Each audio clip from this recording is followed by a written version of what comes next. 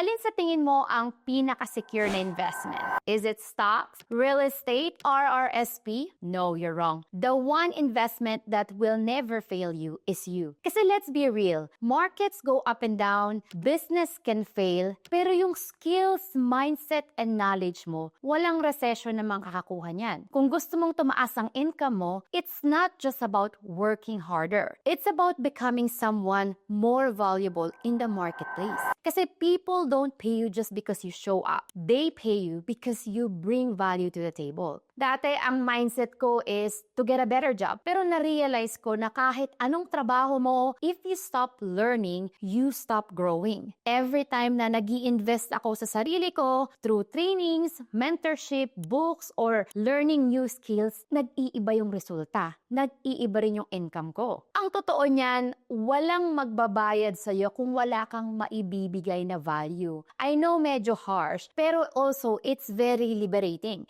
Kasi ibig sabihin, ikaw ang may control. Pwede kang makinig sa mga podcast, read one chapter at a time, attend trainings, maybe watch YouTube videos, or try something new. Investing in yourself is the cheat code. So next time na magdalawang isip ka, tanungin mo yung sarili mo, do I want to stay the same or grow into the person people willing to pay for?